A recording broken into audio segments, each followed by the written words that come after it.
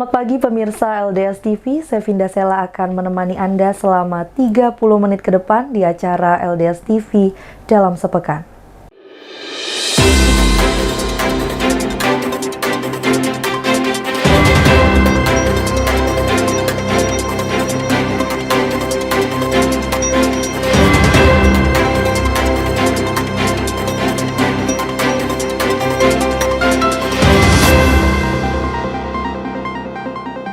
Pemirsa, kita menuju ke berita yang pertama. Sebuah tempat pencucian truk ayam potong cemari saluran irigasi, bau busuk dan sisa bulu ayam yang memenuhi parit. Camat Penengahan Lampung Selatan meminta pelaku usaha tersebut dapat membuat kolam khusus penampungan agar tidak mencemari lingkungan. Setiap manusia pasti ada kesalahan. 5 pencucian truk pengangkut ayam potong cemari saluran irigasi, bau busuk, dan sisa bulu ayam penuhi parit. Camat Penengahan Lampung Selatan meminta pelaku usaha untuk membuat kolam penampungan agar tidak mencemari lingkungan. Beginilah tanggapan Mat yang diduga sebagai keamanan tempat usaha pencucian truk pengangkut ayam potong. Dengan nada tinggi, di hadapan camat dia bersikeras mengatakan pembuangan dari tempat pencucian tidak berdampak pada masyarakat. Sebab tempat usaha jauh dari pemukiman, sebaliknya justru bermanfaat menyuburkan lahan persawahan. Usaha pencucian truk yang berlokasi di pinggir jalan lintas Sumatera, tepatnya di Desa Kelau, Kecamatan Penengahan, Kabupaten Lampung Selatan diduga belum memiliki izin. Pelaku usaha hanya mengantongi izin usaha rumah makan. Akibat sepi pelanggan, akhirnya beralih fungsi menjadi tempat pencucian truk. Disayangkan, limbah pencucian yang bercampur kotoran dan bulu ayam mengalir langsung ke parit yang merupakan saluran irigasi, sehingga air menjadi keruh dan mengeluarkan bau busuk di sepanjang aliran. Upaya dialog yang sempat memanas akhirnya bisa diredam setelah camat setempat Jailani meminta pelaku usaha untuk membuat kolam-kolam penampungan sementara atau smelter sebelum dialirkan ke parit atau ke saluran irigasi. Menanggapi permintaan camat, pemilik tempat usaha bernama Adi bersedia menerapkan arahan tersebut, namun masih terkendala oleh biaya. Nah, sebelum air itu pencucian ke kendaraan yang ada bekas membawa ternak ayam potong, memang harusnya baiknya masuk dulu ke kolam ya, kolam 1, kolam 2 baru bisa dialirkan langsung ke sungai. Tadi kita lihat juga sudah ada sih memang kolamnya, tetapi kolamnya memang kolam alam ya. Harapan kami memang dari pihak kecamatan bisa terrealisasi hal tersebut. Dalam sehari, tempat pencucian ini sedikitnya menerima 7-10 kendaraan.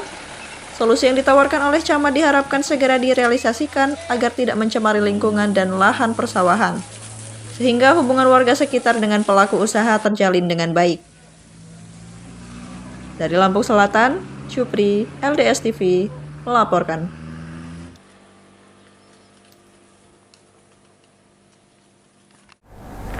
Kita beralih ke informasi selanjutnya. Pemirsa, Pengadilan Negeri Kabupaten Lampung Utara mengeksekusi lahan seluas 20 hektar di area perkebunan PT Great Giant Pineapple atau GGP.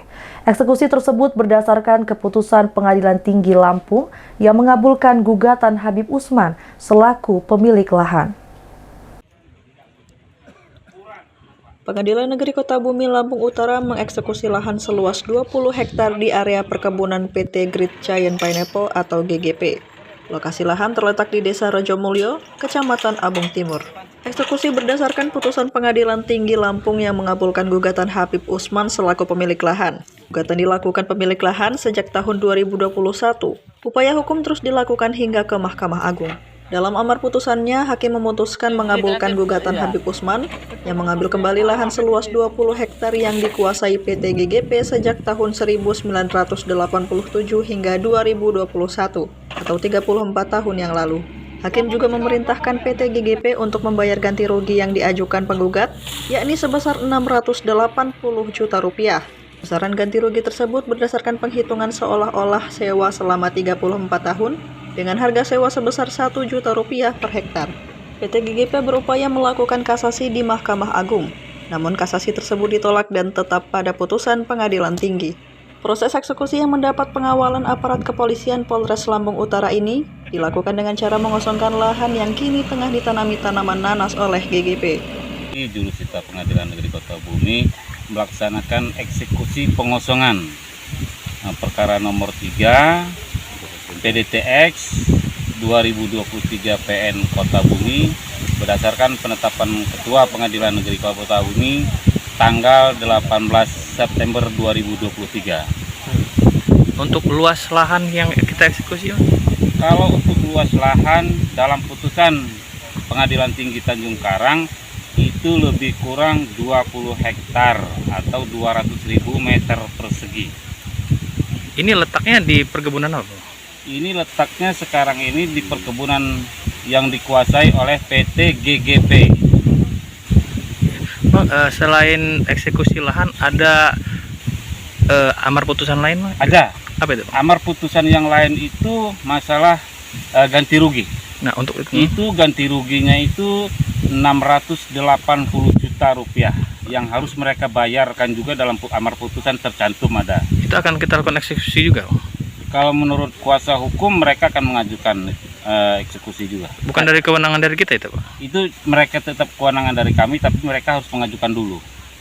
Alhamdulillah udah patok udah kita pasang dan batas sudah kita clearing 4 minggu sudah selesai kita traktor. Sudah berapa lama ini dikuasai oleh perusahaan? 37 tahun.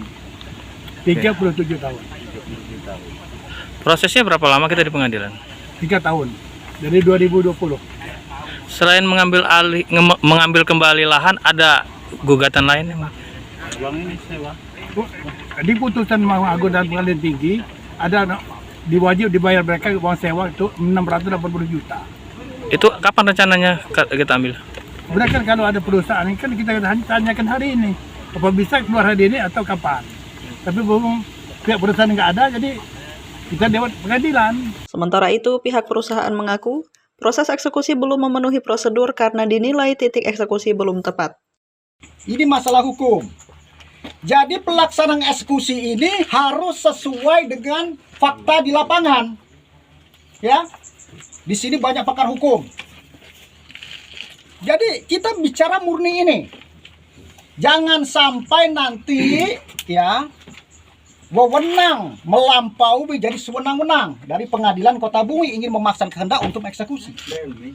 Ya. Nah, jadi ya kalau yang dieksekusi itu benar-benar di situ lokasinya. Itu yang pertama. Yang kedua, mengenai luasan. Ya kalau luasannya sesuai dengan hasil putusan ini. Bila mana hasilnya tidak sesuai, berarti nanti eksekusi akan melanggar hak-hak perusahaan, yaitu pengerusakan.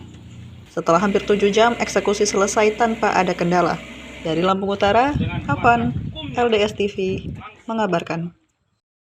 Pemirsa, dalam rangka memperingati Hari Ulang Tahun Lampung Barat ke-32, Dinas Pengendalian Penduduk Keluarga Berencana Pemberdayaan Perempuan dan Perlindungan Anak mengadakan pelayanan KB gratis. Kegiatan yang dipusatkan di Puskesmas Liwa ini diikuti oleh ratusan masyarakat setempat. Dalam rangka memperingati HUT Kabupaten Lampung Barat yang ke-32, Dinas Pengendalian Penduduk Keluarga Berencana Pemberdayaan Perempuan dan Perlindungan Anak menggelar pelayanan KB gratis. Kegiatan yang dipusatkan di Puskesmas Liwa ini sedikitnya diikuti ratusan masyarakat dari 12 pakon sekecamatan Balik Bukit. Selain memeriahkan rangkaian Hari Jadi Lampung Barat, tujuan Pemkab menyelenggarakan kegiatan ini juga yakni untuk mencapai target MKJP atau metode kontrasepsi jangka panjang yang telah ditentukan BKKBN sebesar 28% pada 2024 mendatang. Dalam pelayanan kali ini, Dinas menyediakan berbagai alat KB berupa 15 IUD, 60 implan, 200 pil, 400 suntik, dan 2 gros kondom dengan sasaran pasangan usia subur mulai dari 15 sampai 49 tahun hingga batas seorang ibu yang sudah tidak dapat melahirkan. Para peserta mengakui banyaknya manfaat mengikuti program keluarga berencana, di antaranya meningkatkan status kesehatan ibu, mencegah kehamilan yang tidak diinginkan, mengatur jarak kelahiran, serta mengurangi resiko kematian bayi. Manfaatnya kalau menurut saya selain untuk menunda kehamilan, juga untuk keamanan kita agar tidak terlalu rapat memiliki anak. Di lain pihak, Sekretaris Dinas PPKBP 3A setempat berharap jumlah akseptor KB di Lampung Barat dapat terus bertambah. Sebab selain menunda kehamilan, program ini juga dilaksanakan untuk menciptakan keluarga yang sehat dan sejahtera. Kegiatan ini pertama-tama tentunya adalah untuk mencapai target yang sudah ditentukan oleh BKKBN, terutama target MKJP. Karena MKJP ini adalah salah satu kegiatan utama kita untuk setiap masyarakat kalau bisa diarahkan memakai alat kontrasepsi yang jangka panjang. Di penghujung, Dinas juga mengajak kepada seluruh pasangan usia subur terkhusus yang sudah mempunyai anak di Lampung Barat untuk segera mengikuti program keluarga berencana guna mendukung agenda pemerintah mengendalikan laju pertumbuhan penduduk serta membangun keluarga yang berkualitas. Dari Lampung Barat, Eki Ngantung, LDS TV, mengabarkan.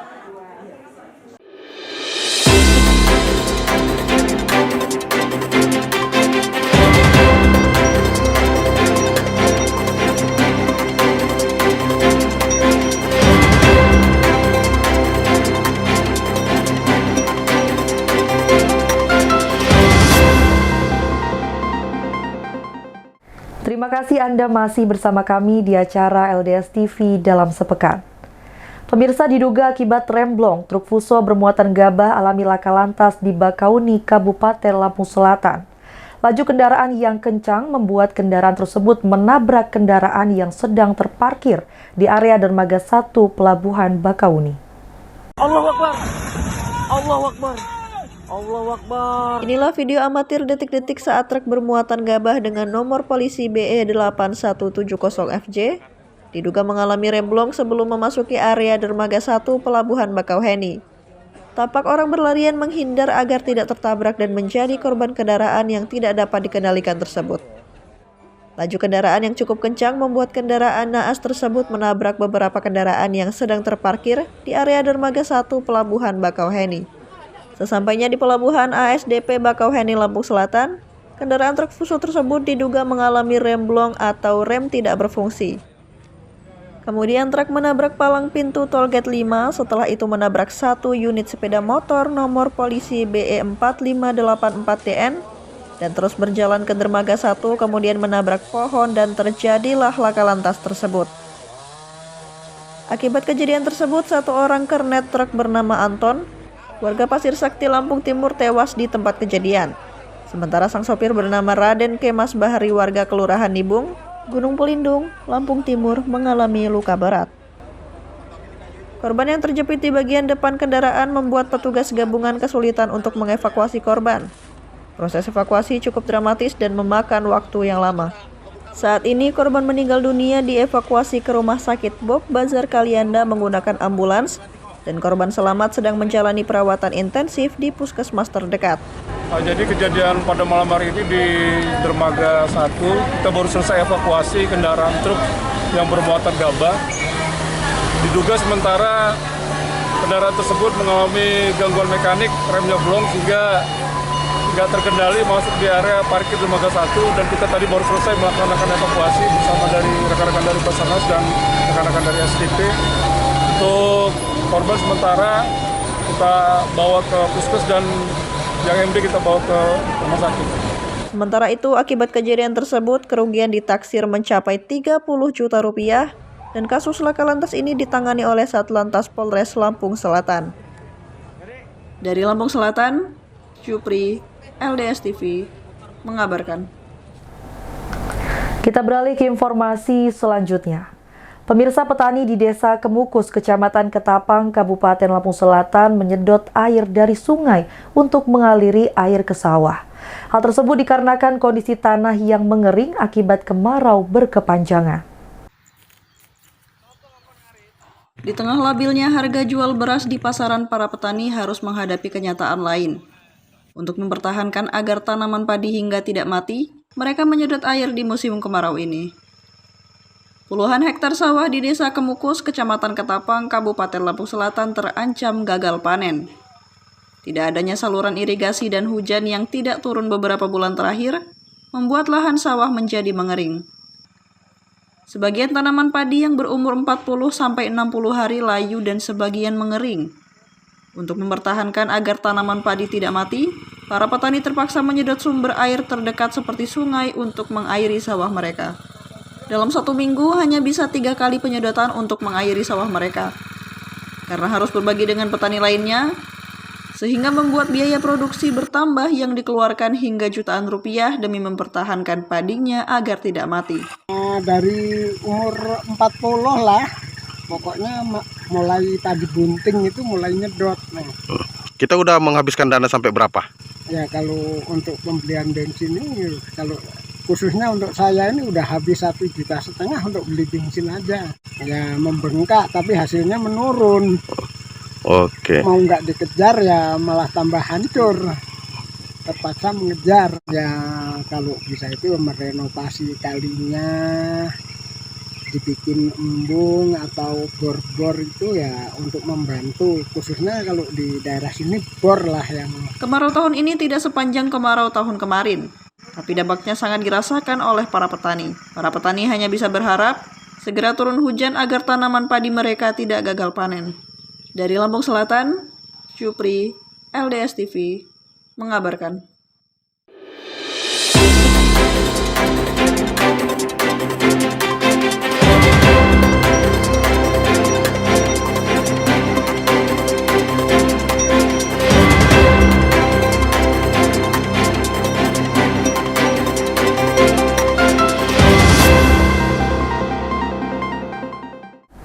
Masih bersama saya Vinda Sela di acara LDS TV dalam sepekan.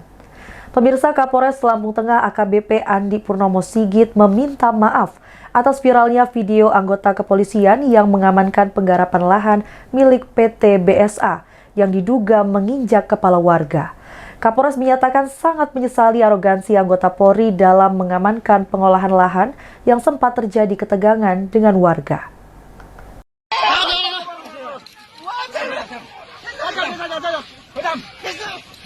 Kapolres Lampung Tengah AKBP Andi Purnomo Sigit meminta maaf atas viralnya video anggota yang mengamankan penggarapan lahan milik PT BSA yang diduga menginjak kepala warga pada Kamis 21 September 2023. Kapolres menyatakan sangat menyesali aksi arogansi anggota Polri dalam mengamankan pengolahan lahan yang sempat terjadi ketegangan dengan warga. Hal itu diungkapkan AKBP Andi Purnomo Sigit saat menggelar konferensi pers di Aula Kecamatan Anak Tuha, Jumat 22 September 2023. Konferensi pers yang juga dihadiri oleh Bupati Lampung Tengah Musa Ahmad, pihak PT BSA Agus Susanto, Camat Anak Tuha Khairullah, Kesbang Pol Sugandi, Asisten 1 Kusum Mariadi, dan staf ahli politik hukum dan HAM Zulfikar Irwan. Anggota berinisial Z tersebut saat ini sedang menjalani pemeriksaan di Propam Polda Lampung. Terkait 7 orang warga yang diamankan, Kapolres menegaskan sebisa mungkin akan membantu dan mempermudah warga. Video anggota kita melakukan tindakan arogansi ataupun melakukan kesalahan. Sangat kami sesalkan. Saya sebagai Kapolres Lampung Tengah, mohon maaf yang sebesar-besarnya atas perlakuan yang dilakukan anggota saya. Dan anggota saya tersebut sudah kita amankan berinisial Z dan sekarang sedang menjalani pemeriksaan di Propam Polda Lampung. Memang kami di sini sebagai penegak hukum, tapi tentunya kami patuh dengan hukum. Jadi terhadap yang bersangkutan akan kita tindak tegas sesuai dengan aturan, dan saya sebagai atasannya, saya mohon maaf yang sebesar-besarnya. Kemudian, Kapolres Lampung Tengah kembali menghimbau bagi warga yang masih memiliki tanaman di lahan PT BSA silahkan dipanen. Namun, sambung AKBP Andik, bila tanaman masih muda dan belum siap dipanen maka akan disilahkan mendaftarkan tali asih.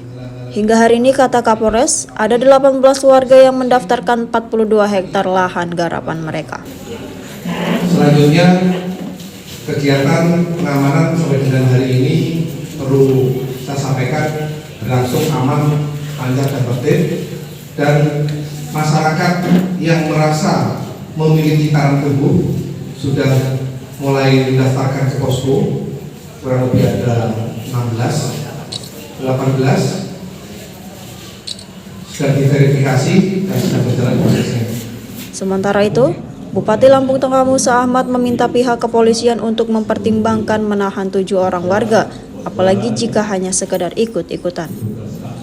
Menurut Bupati, tak ada satupun pemerintah yang tak ingin semua persoalan berjalan dengan baik. Bupati mengaku sejak lama Forkopimda mencari solusi dan jalan keluar yang terbaik untuk menyelesaikan persoalan ini.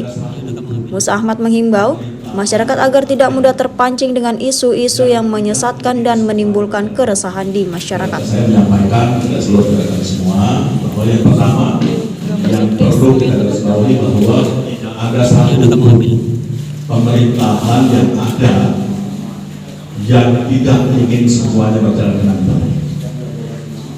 Harapan kita bahwa semuanya akan berjalan dengan baik. Oleh karena itu kita berusaha untuk menempatkan yang benar tetaplah benar, dan tentunya benar itu menurut undang-undang dan hukum yang berlaku. Oleh karena itu rekan-rekan semua, saya selaku wakil pemerintah daerah Kota Lampung Tengah dari sejak awal sudah berkoordinasi dengan semua pihak rekan-rekan Forkopimda dalam rangka kita berupaya untuk mencari solusi yang terbaik dalam rangka kita menuntaskan persoalan PT BSA ini yang sudah berlarut-larut yang hampir kurang lebih sekitar 9 tahun yang terjadi di masyarakat kita semua. Dari Lampung Tengah, kontributor LDS TV mengabarkan. Pemirsa, Pekon Pagar Dalam Kecamatan Pesisir Selatan, Kabupaten Pesisir Barat merupakan salah satu tempat yang menjadi sentra pembuatan ikan asin yang terkenal di Provinsi Lampung. Produk ikan asin tersebut guna mendorong perkembangan dan kemajuan ekonomi masyarakat di daerah setempat.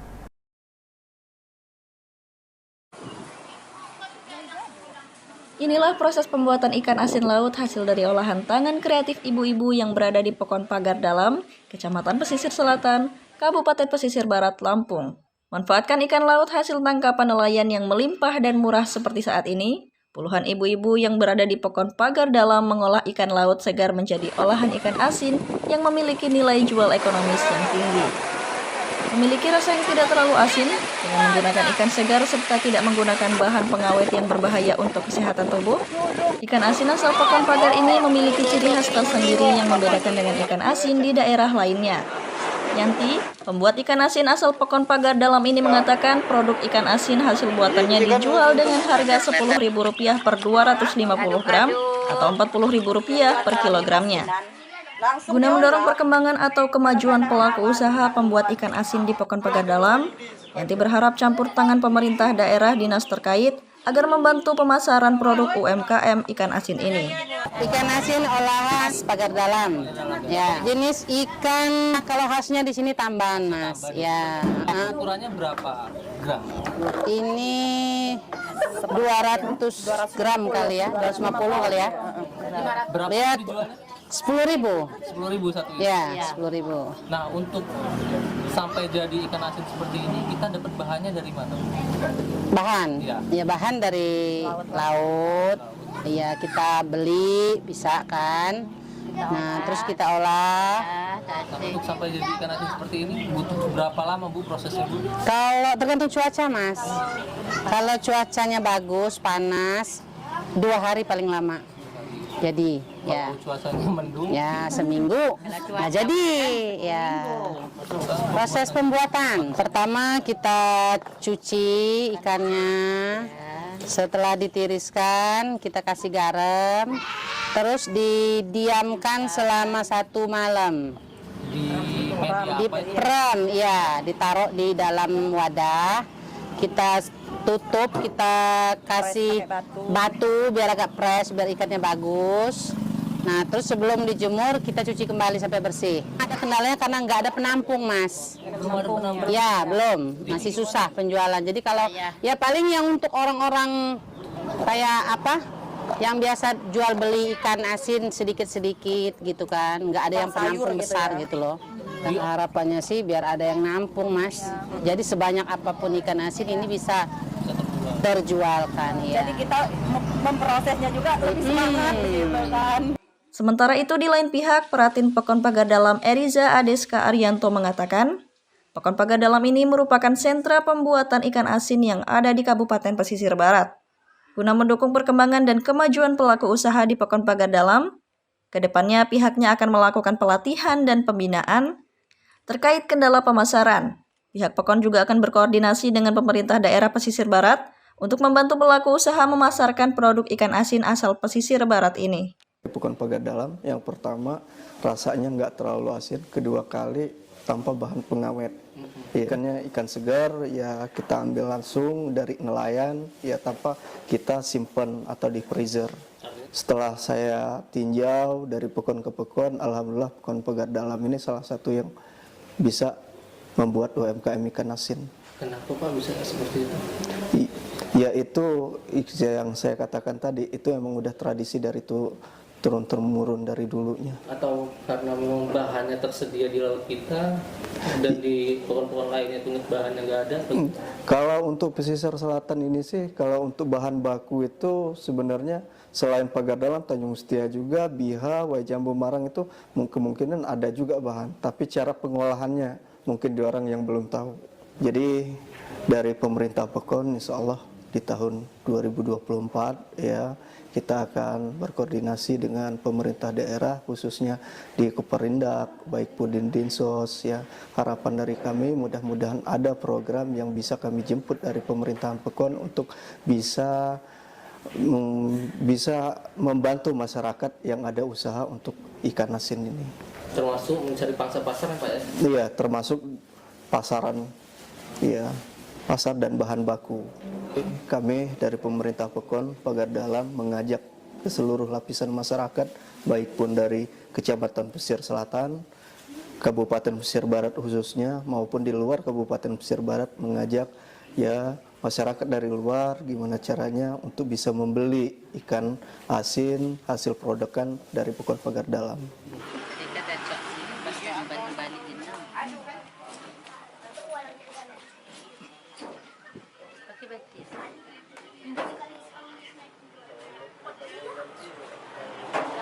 Dari Lampung Barat, kontributor LDS TV, Agus Sanjaya, mengabarkan. Kita beralih ke informasi selanjutnya. Dalam rangka memperingati Maulid Nabi Muhammad 1445 Hijriah, Majelis Maulid Arba'in Lampung menggelar pengajian dan bersolawat bersama. Kegiatan ini berlangsung rutin diadakan setiap tahun dengan berkeliling ke majelis-majelis.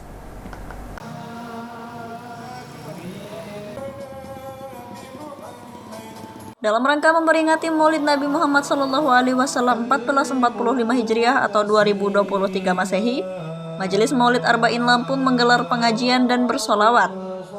Tepat pada 26 September 2023 bertepatan malam ke-12 kegiatan Maulid dari 40 malam berturut-turut.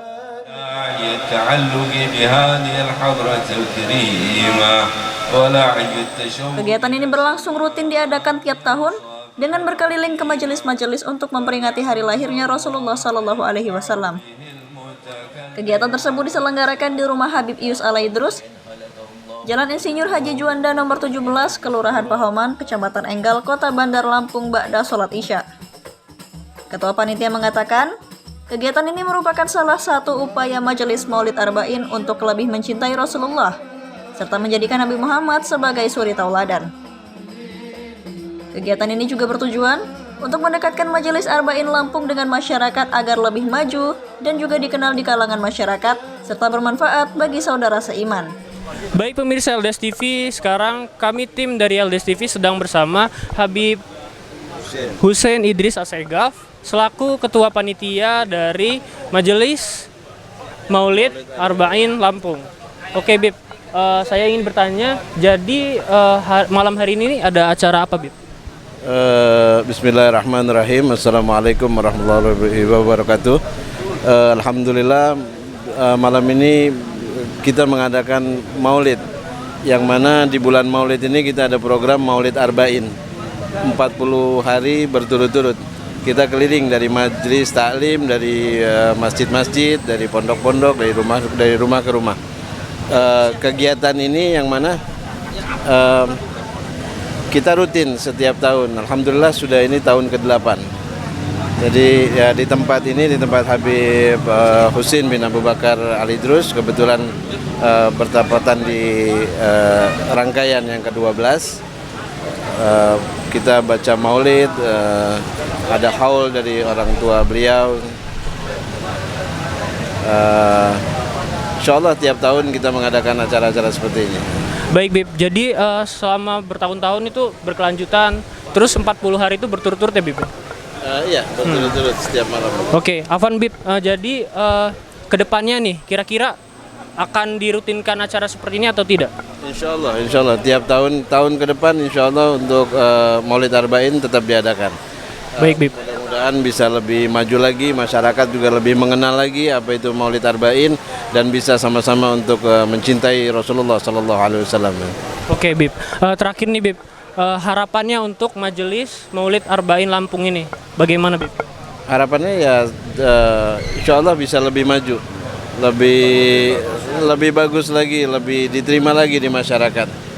Insya Allah tambah banyak masyarakat yang mengenal, tambah kita tambah mengetahui ya akhlak Nabi Muhammad SAW. Terima kasih Bib ya. Sama-sama. Dari Bandar Lampung, Syafrizal, LDS TV mengabarkan. Demikianlah berita untuk hari ini. Nantikan berita selanjutnya di LDS TV dalam sepekan. Saya Vinda Sela pamit undur diri dan sampai jumpa.